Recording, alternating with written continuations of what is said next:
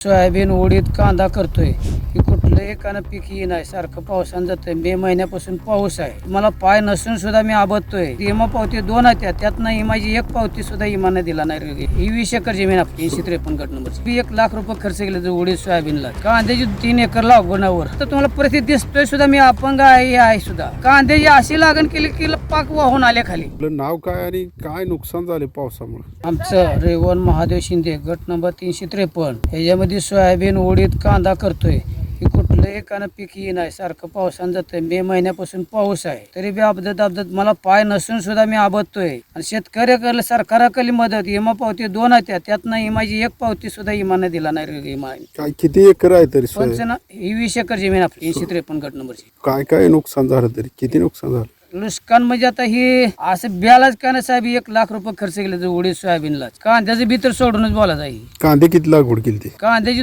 3 acre लागवडावर किती दिवस? पेरले तर आता ही समोर बघितलं 2 एकर इथं सुद्धा आहे. मोडून डबल बाऱ्या पेरून सुद्धा आता तुम्ही आणि सुद्धा पुटं काढून बघा, त्यात काहीच नाही कांद्यात तरी. वाहनवाल्याचे पैसे सध्या कशाला देण्यासाठी सुद्धा आता इतकी परिस्थिती बेकार आहे. बरं आता तुम्हाला परिस्थिती दिसतोय सुद्धा मी अपंग आहे सुद्धा. आणि एवढी शेती करायची म्हणजे कशाने आणि काय मिळलंच नाही. इमा पावती म्हणा पगार म्हणा. किती दिवसापासून पाऊस आहे तरी? असं पाऊस मे महिन्यापासून पाऊस आहे. मध्यंतरीकानं थोडा जुगाला त्याच्यावर पेरणी केल्या, पुन्हा मेहनत करायची, पुन्हा आणि जरा पाऊस लागला, पुन्हा आता कालच्या आठवड्यात पाऊस बंद झाला, पुन्हा त्यात बी आणि काय ना कुळी करून मेहनत करून खुरपण बाया लावून हे चालू आहे. तरी पाऊस वरनं आहे.